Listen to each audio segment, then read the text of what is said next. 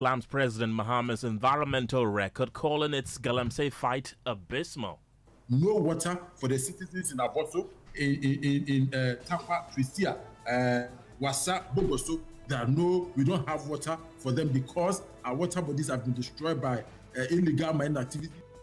And President Mahama's first year in office sees oral anti-corruption drive under scrutiny as health sector performance also comes under review.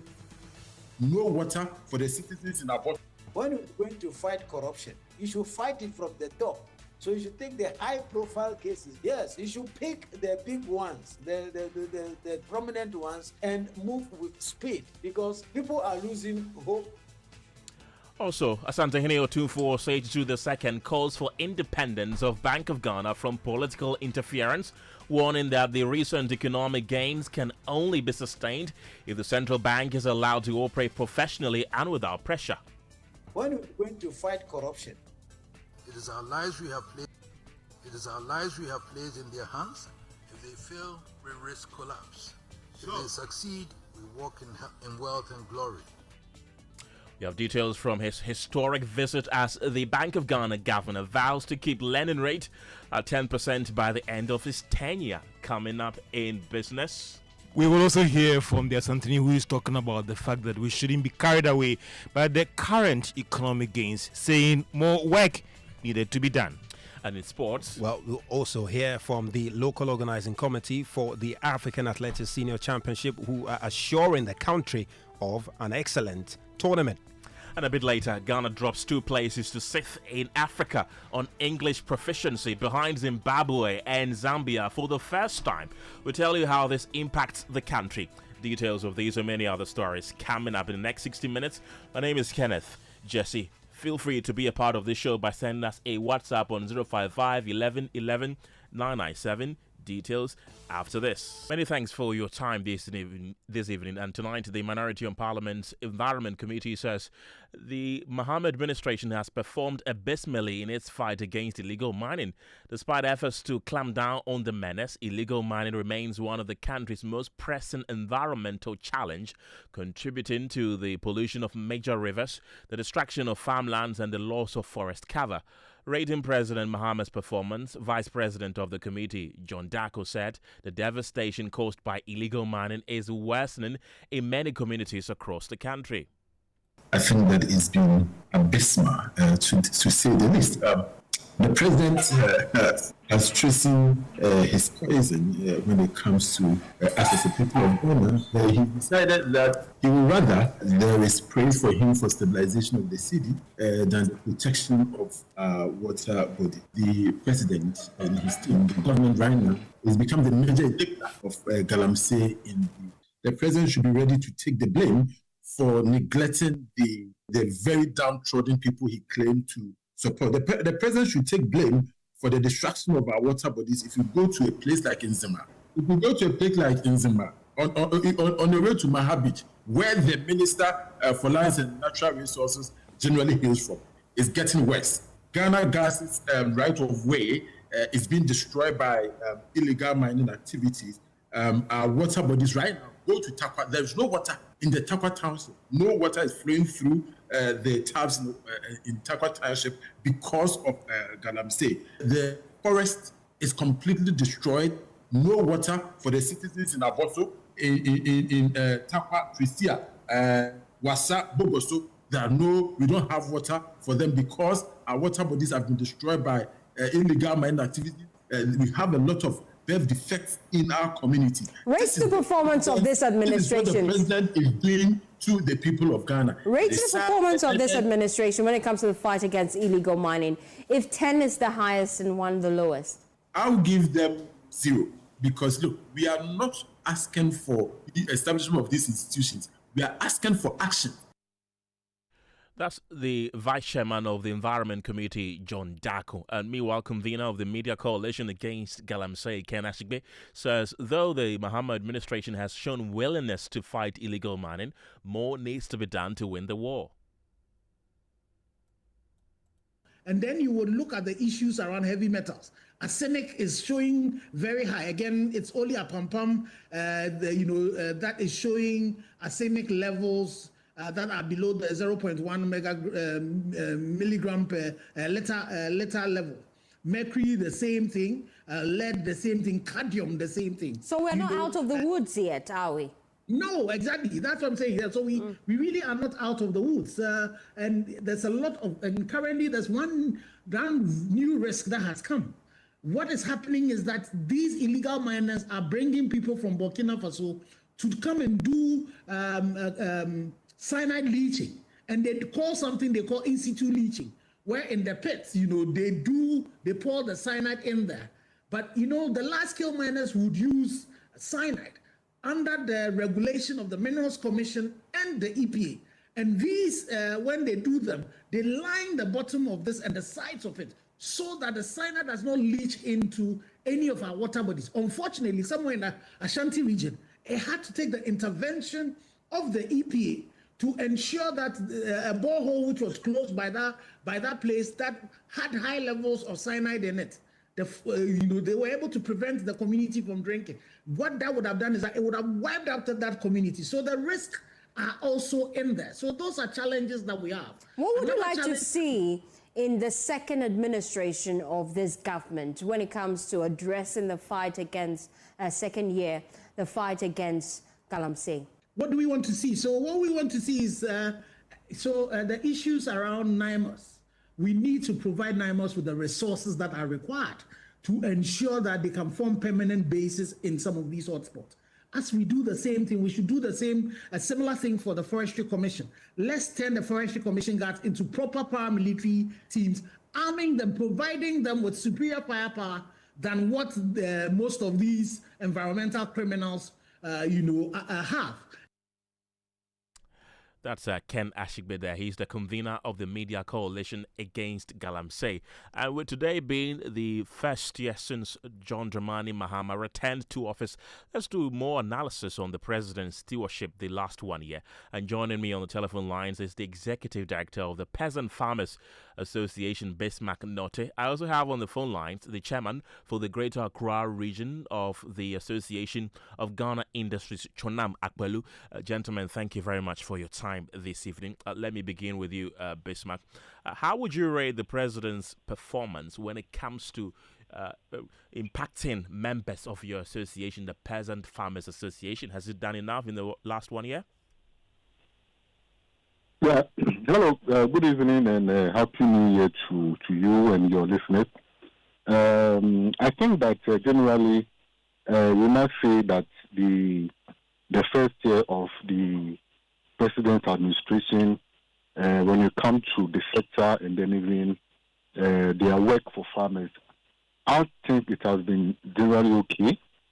I think that there were some quite significant highs that we can attest to, and there were some major lows too that we are hoping that in the coming years we should see some drastic work on them. For instance, if you look at issues of policy framework, last year witnessed the launch of their major agricultural transformation framework, that's the Feed Ghana program. We witnessed some level of input support for farmers. We've seen some work being done on some irrigation facilities across the country. We've seen a couple of construction work being done, which I think is fine. If you also recall that last year we have quite some high levels of yields when it comes to both greens and vegetables, where across the country there were several farmers who reported high yields.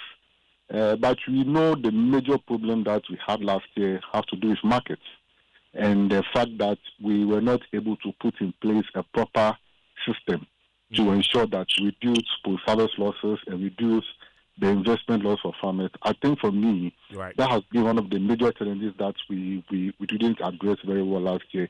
And I hope that going forward, we should be able to put a lot of work on that to reduce losses that farmers incur due to post-harvest losses. Bismarck, don't go yet. Let me now bring in Chonam Akpelu, who is the Greater Accra Regional Chairman of the Association of Ghana Industries. Chonam, same for you. Are you impressed with President John Dramani Mahama's performance in the last 1 year? To your cherished listeners. Yes, so overall it's been fairly okay. In comparative terms. There have been some major breakthroughs.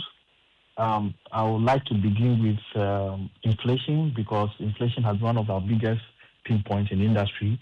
It's been fairly okay. I think by November it was about 6.3%. That's really great. Vis-a-vis the target of about 8%. So the government seems to have done quite well in that regard. There have been several policy actions that we've asked that they are taken off, and most of them have been dealt with. The e-levy is one of the ones that I'll mention easily, and then the recalibration of taxes and of VAT and how it is calculated and so on. My understanding is that by the beginning of this year, it will kick in.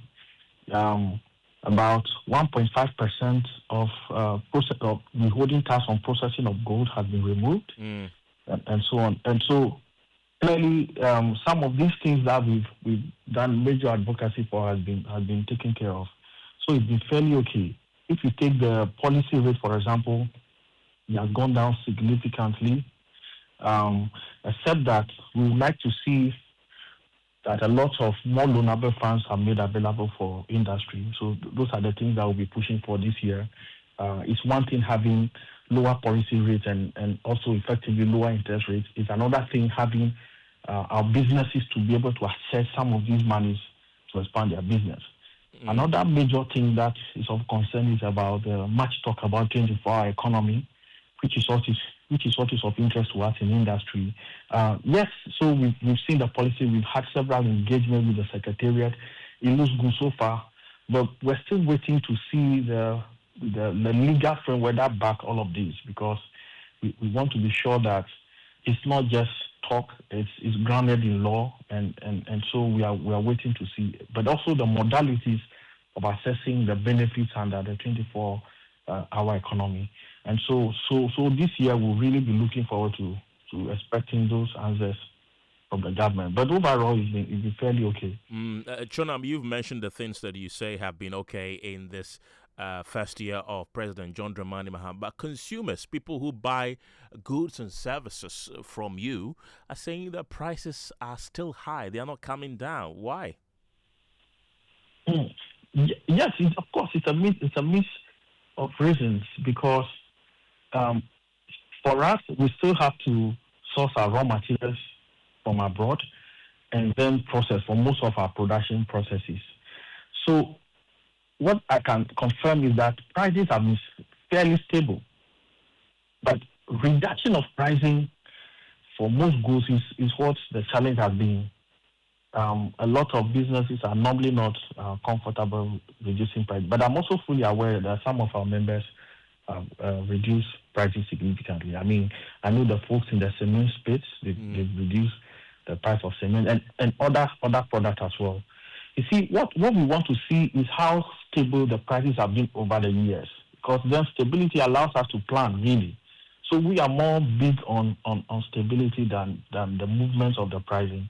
And so if it's fairly stable, we will be okay with that. Like the exchange rates, for example, the CD has been highly appreciated over the years, over the year under review. Our view is that we want it to be very stable. Look, we want to go to the markets knowing that a CD to $1 is 10.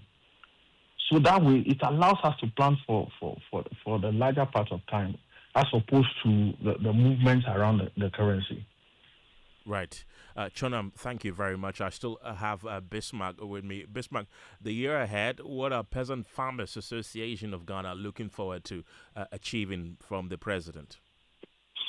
Yeah, thank you. I think that, as I mentioned, one of the significant issues that this year was the market access. And I know government has started some work, even when we said in the budget statement regarding the deputy for president for not to purchase the produce from local farmers. I think that we need to have a proper framework to ensure that directive is adhered to the latter. That particular directive also applies to grains.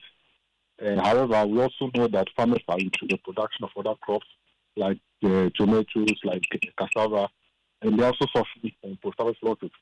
So I hope that we use this year to have a very comprehensive plan on how to address post-harvest losses across all the value chains in the country. That's an area that farmers are interested in.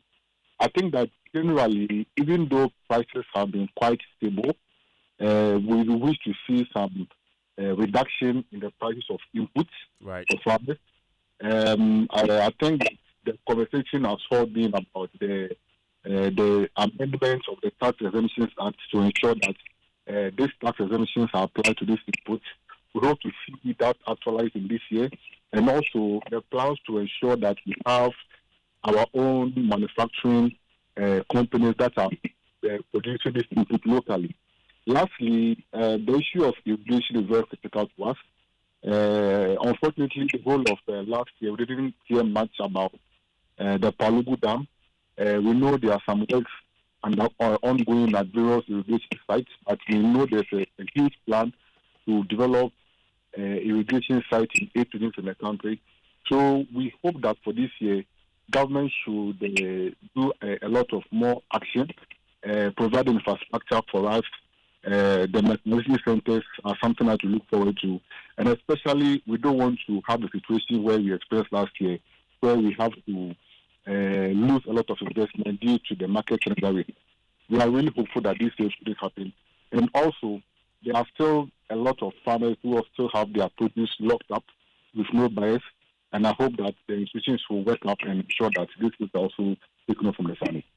All right, thank you very much. Bismarck Notte is the Executive Director of the Peasant Farmers Association of Ghana. And earlier, we heard from the Greater Accra Regional Chairman of the Association of Ghana Industries, Chonam Akpelu. Let's take you to the Ashanti Regional Capital of Kumasi, where residents are offering mixed but largely positive assessments of President Mahama's administration's performance. A year on, many residents in Kumasi are rating his performance as high as 90%, citing early signs of economic relief and visible government action. Listen. Whilst they describe the first-year administration's performance as stellar, the mixed reactions still weigh on whether the early months' improvements are temporary or not. They indicated that they will be watching closely to see how the next 3 years unfold.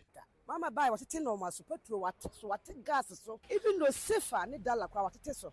Mahama's governance has been phenomenal. There has been drastic reduction in goods and services. The exchange rate is all-time stable. Now importers are relieved. It's a lie to say he hasn't performed well. He should continue this speed to be grateful sometime. Percentage bia mama no 90% because I did not vote for Mahama, but I have to appreciate how he has performed in the last year. However, the assessment came with some opposition sympathizers who rated the president's performance at just 2%, citing concerns of alleged abuse of power and forced reduction of goods and services. Oh, Mama now so too. Come adum chedu ya na offense adum no akwachi ni. Anton kwachi o ma adum kwachi adum no wa. Ayo dey. I will give him 2% for abysmal performance. All the abuses and unlawful arrests. We are not seeing what he promised. The hikes in goods and services were man-made. The reduction cannot be accrued to him. For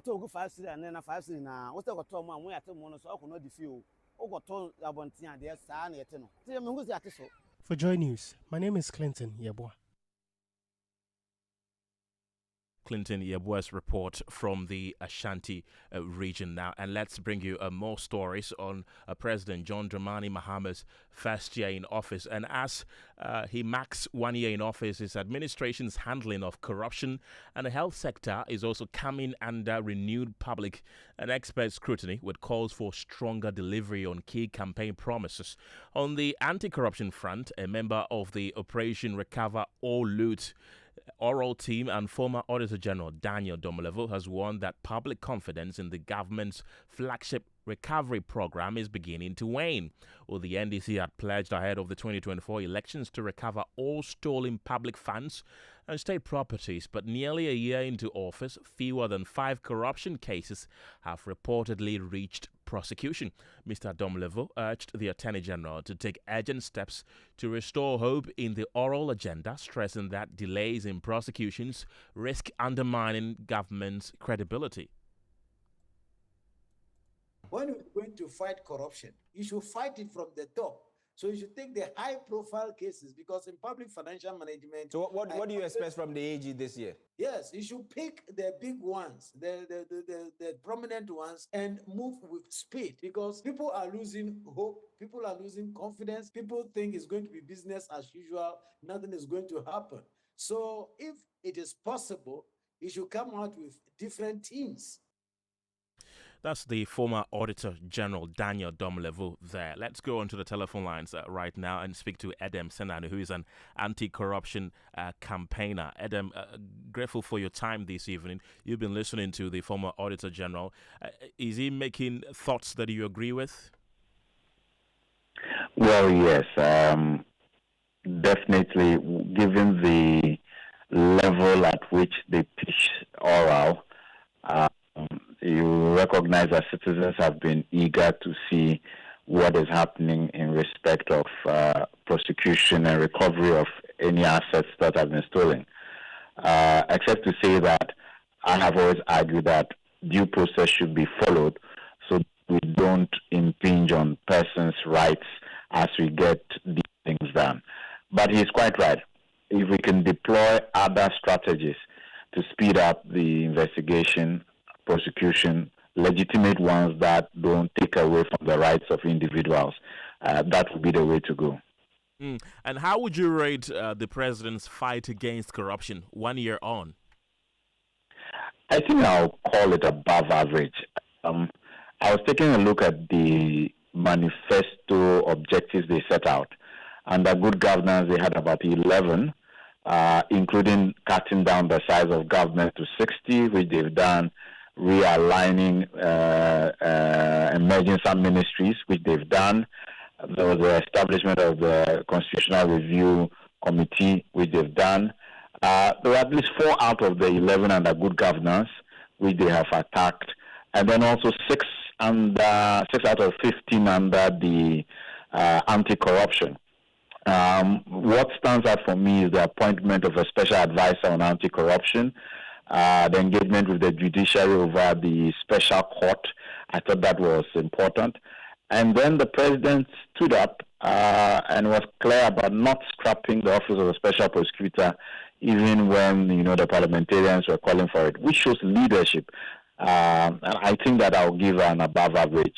I hope that they will get into much more traction this year in respect of all the outstanding things that must be done.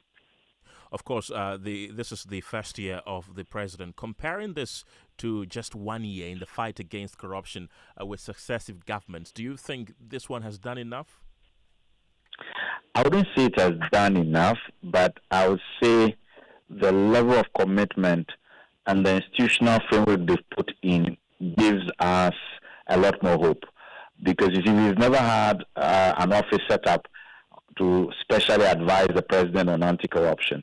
That office has led us to work on the national ethics and anti-corruption strategy for the next 5 years, which probably will be rolled out this or next month.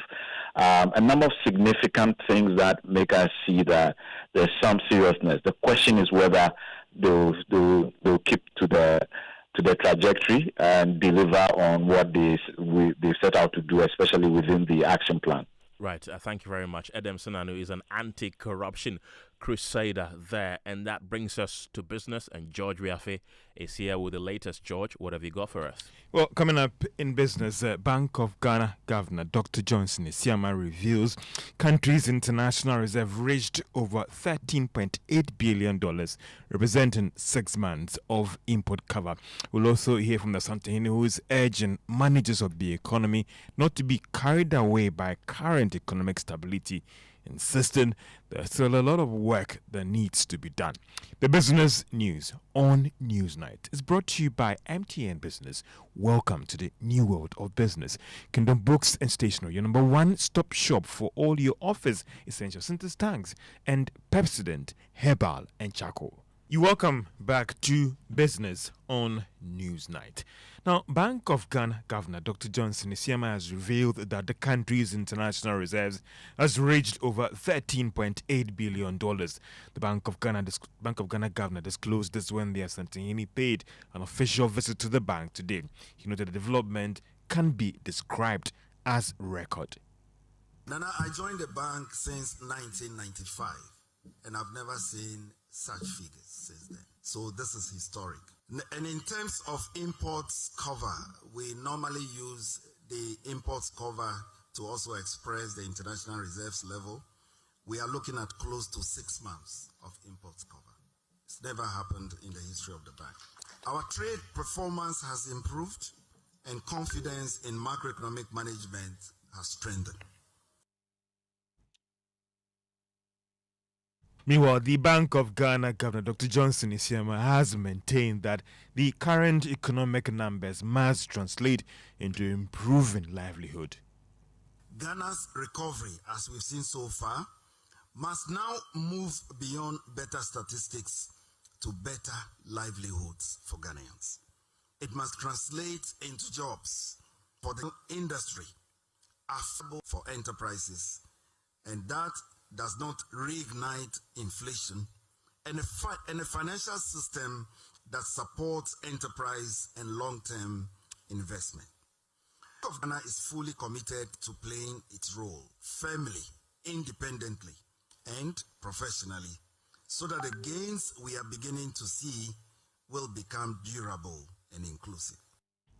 And that is the Bank of Ghana Governor Dr. Johnson Isiama. Let's still stay on the visit because the Asantehene Otumfuo Osei Tutu II is urging managers of the economy not to be carried away by the current economic stability, insisting that a lot more still needs to be done. Over the past year, after a difficult period, we have begun to breathe easy as the cedi stabilizes on the foreign exchange market. Sure. We recognize these are only the early stools of progress, and one will do well to be careful not to start feasting, as the governor said, before the true state of the harvest is known. Sure. Nonetheless, we think it is appropriate to acknowledge the discernible shift in direction and to encourage you to take any measure that will keep us on the right trajectory. So I'm here to encourage you. Sure. We have come not to preach to the experts, because you are the experts. Asantehene Otumfuo Osei Tutu II. Now, government ended 2025 beating its inflation rate target by some significant margin. Data released by the Ghana Statistical Service put the December inflation rate at 5.4%. We have details in this report. Government in the 2025 budget was looking at ending the year with an inflation rate of 11.9%. At the time, based on the current environment, it was even argued that the target was too high and the government might not achieve it. However, 11 months down the line, it has even outperformed these targets. The December inflation showed that the government beat that target by more than 6%. Thus, development could send signals to investors and donor partners that the targets set out for 2026 are achievable. Meanwhile, data released by the Ghana Statistical Service today also showed declining food prices played a major role in inflation dropping to 5.4%. According to the Ghana Statistical Service, this is the 12th consecutive decline in inflation and the lowest since inflation rebasing in 2022. So, what are some of the items that contributed to inflation reaching this level of 5.4%? According to the Ghana Statistical Service, charcoal and plantain together made a significant contribution to the December inflation. The cedi's appreciation last year also played a significant role in the drop to this new level. And that is a business desk report. So what needs to be done to sustain this single digit this year? Well, that's the question we posed to government statistician Dr. Hassan Idrisu. He asked whether inflation can be kept at 5.4% or even better. The question is, why not? with God, everything is what? Possible. If we stay physically disciplined, if we do what we need to do, we continue to manage the economy prudently.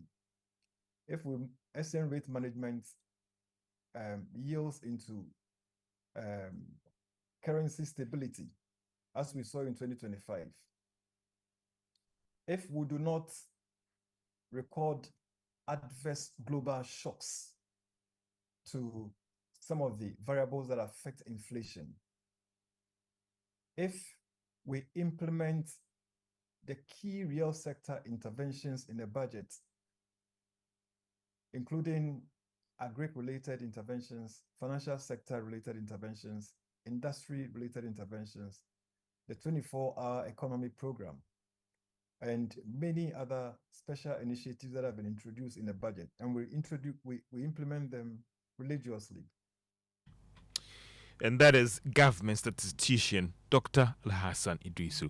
And that's all for business on Newsnight. Back to you, Kenneth. Well, thank you very much, George. It's now time for sports, and Musbao is here with the latest. Musbao, take us away.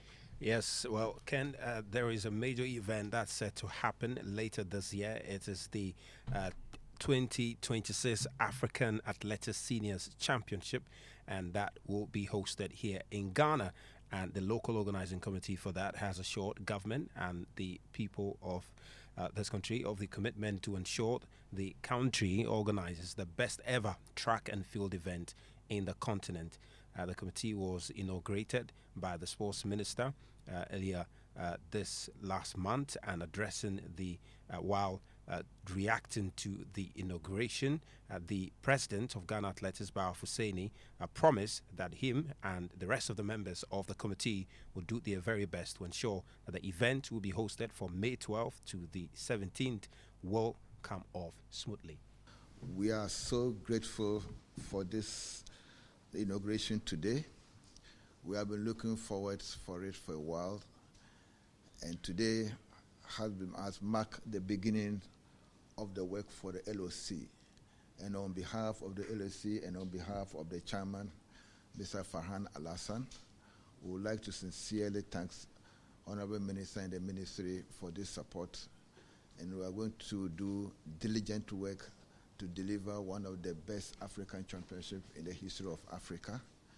Honorable Minister, we are guarantee you that we are not going to disgrace you. Yeah, that's Otumfuo Osei, Ghana Athletics President. He is a member of the local organizing committee. So, Ken, that's a big deal for Ghana. Right. The African Senior Championship. Of course, you're going to see 100-meter races. You're going to see 400-meter races, 800-meter races.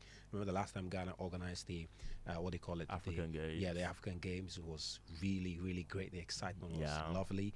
And we're going to experience something close to that at the University of Ghana. Hopefully. And, you do enjoy track and field, don't you? I do. The high jump. There's a lot of excitement to that. So we're looking forward to that. But the Black Queens, of course, the Black Stars didn't make it to the AFCON, but the Black Queens did qualify for the Women's AFCON.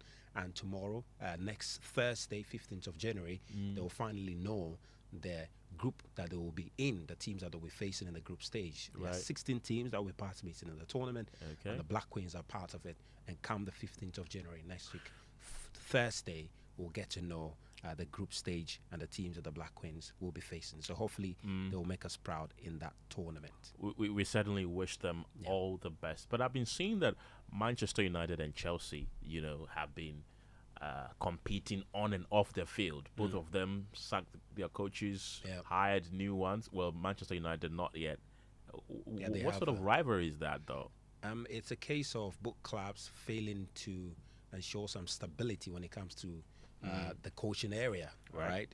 That's something that they have struggled with now in the last few years. United themselves, they're moving from Ole Gunnar Solskjaer to Erik ten Hag, from Erik ten Hag to Ruben Amorim, and the fans simply cannot understand why they enjoyed a stable coaching under, say, Alex Ferguson for how many years, and all of a sudden, since Ferguson left in 2013, I believe, they've appointed 10 managers, and they're looking to appoint the 11th manager, and that's unbelievable for Manchester United, And it's been a very difficult situation. That's including the caretaker managers and the interim managers and all of that. So it's been a very difficult time. But at the moment, they have an interim manager who is Darren Fletcher. He's taking a game they have today against Burnley. He's handling that game. That game will happen tonight. Then they are looking for a manager who will handle the club for the rest of the season.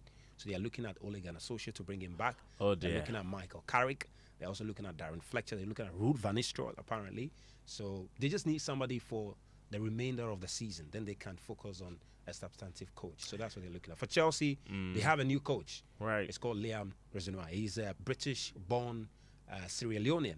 And he's the second black coach Chelsea has ever appointed. And I think we're excited about that. Are we? And, yeah, I mean, Chelsea fans are not happy. Fair enough. They're not happy. But guess what happened? Tell me. He arrived in England some few days ago. And apparently, he's been over driving or over speeding or something. He's been arrested for over speeding. He's been given a ticket. It's like, he just arrived. Relax. What is this excitement about? You know. Yeah. So he's been arrested for over speeding. Of course, you get some ticket and then you have to calm down. I'm sure he's excited. I'm sure he was blaring some Shatawale music. And I believe so. All right, Ms. Bar, thank you very much for bringing us the latest in sports. Let's bring you other stories this evening because Asantehene Otumfuo Osei Tutu II is charging political actors to give the governor of the Bank of Ghana and his team the independence, space and support needed to carry out their professional mandate without interference. Speaking during his first ever official visit to the Bank of Ghana since ascending the Golden Stool, he cautioned that the success or failure of the central bank has direct consequences for the lives and livelihoods of citizens and should be handled as such. This is a unique institution with a mandate that ultimately affects every citizen of the land. Ideally, this citadel should be a fortress, insulated from the strings and arrows of political warfare. Whatever it is, we should think twice before we do anything which has the capacity to cast a stain on the integrity of the bank. Sure. I will appeal to the nation, to both sides of the political divide, to give the governor, my son, and his team a chance. Give them the respect and the space to perform their professional duties. Support them along the right path and offer counsel as necessary for the good of the bank. Sure. This is our bank. We have entrusted to them. It is our lives we have placed in their hands. If they fail, we risk collapse. Sure. If they succeed, we walk in wealth and glory. Meanwhile, the governor of the Bank of Ghana, Johnson Esiama, says lending rates will not exceed 10% during his 4-year tenure as the central bank focuses on sustaining macroeconomic stability. According to Mr. Esiama, improved trade performance and renewed confidence in macroeconomic management have strengthened the economy, contributing to the recent stability of the city.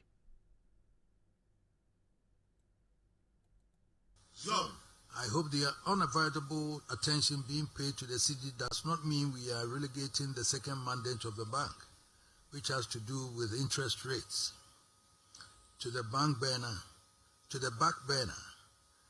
I noticed that interest rates too have begun coming down, but from past experience, we are going to find ways of accelerating the pace.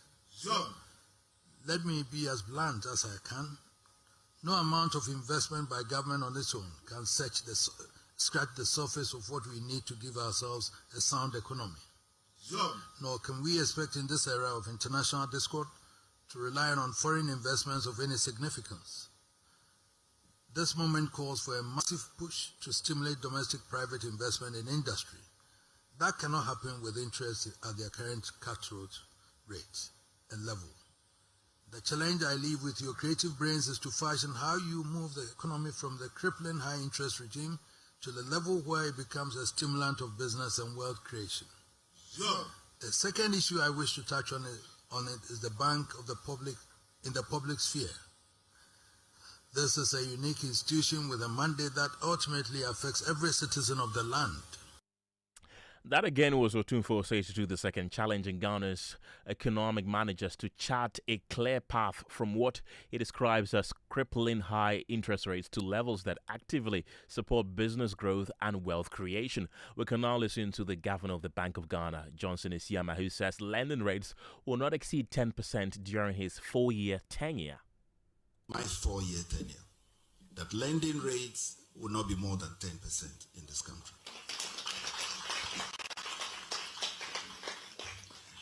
Nana, on the external front, buffers have also been rebuilt. Our gross international reserves, which is the variable we use to assess our resilience as a country. Our international reserves have risen to above $13.8 billion, and this is historic.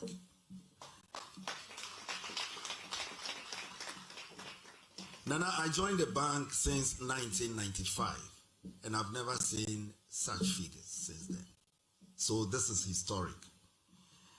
And in terms of imports cover, we normally use the imports cover to also express the international reserves level.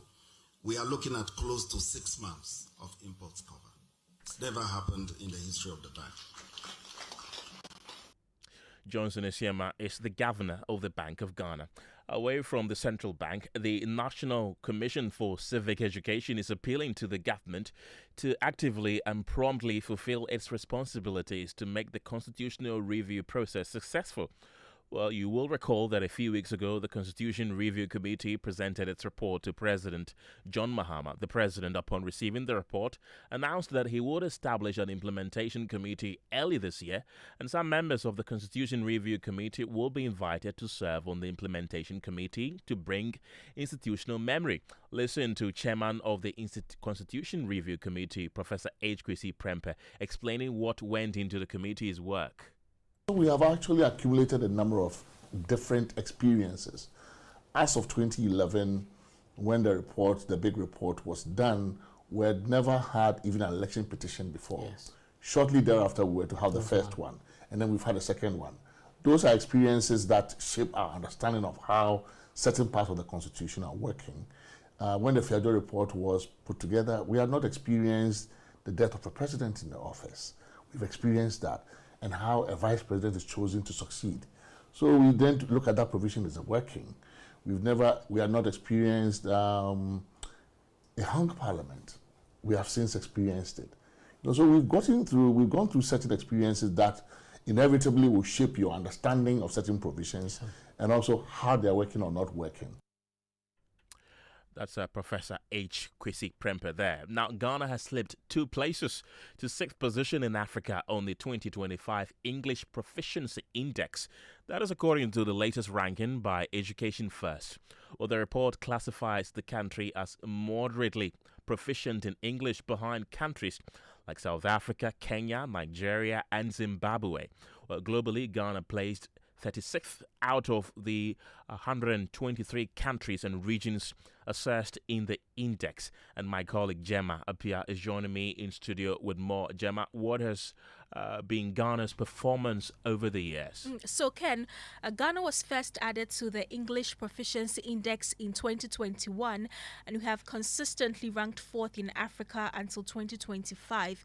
The data shows that while Ghana's global position improved from 41 in 2024 to 36 in 2025, its relative performance within Africa weakened to 6th as other countries posted stronger gains. Also, the report indicates addition to new countries in the index ranking, mainly in Africa, which included Zambia and Zimbabwe, both of which surpassed Ghana in the ranking, Ken. And what does this really mean for the country? The report links English proficiency to workforce productivity, innovation, and access to global opportunities. So the drop to 6th place in Africa matters. It signals that while Ghana's English skills may be improving slowly in absolute terms, other African countries are improving faster. In relative terms, Ghana is losing ground. For investors, employers, and international partners, rankings are comparative. Falling behind peers can affect perceptions of workforce readiness, especially for sectors that rely heavily on communication. Gemma Pia, thank you very much. And as Ghana marks 33 years of uninterrupted constitutional rule, the National Commission for Civic Education has reiterated that the 1992 Constitution remains the supreme law of the land and that its principle must guide conduct in both physical and digital spaces. The Commission has also urged government to educate the public on the proposals and content of the draft constitutional review.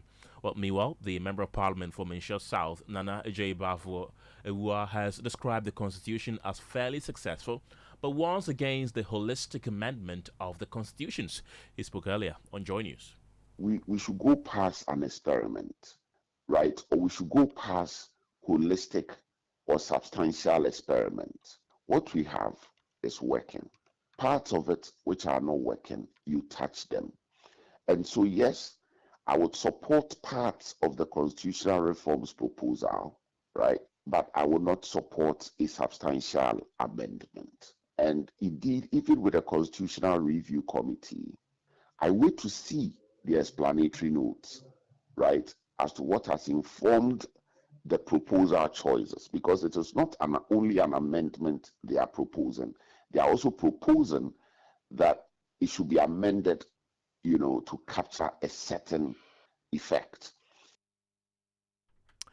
And a few of your messages that you've been sending on your WhatsApp, on our WhatsApp console, is what I'm about to read to you. And this is from Nana Ekuamwa Boatin in Ablekuma Central. He says, today is exactly 1 year this government was sworn into office. Abuse of power and blatant violation of human rights is the order of the day. Ghanaians, through no fault of theirs, had the appointment terminated. Interesting days ahead. And this is from Charles in Legon, and he says, when will the MPP begin to show some respect to Ghanaians? They think we don't know that they are the ones that destroyed our forests and water bodies.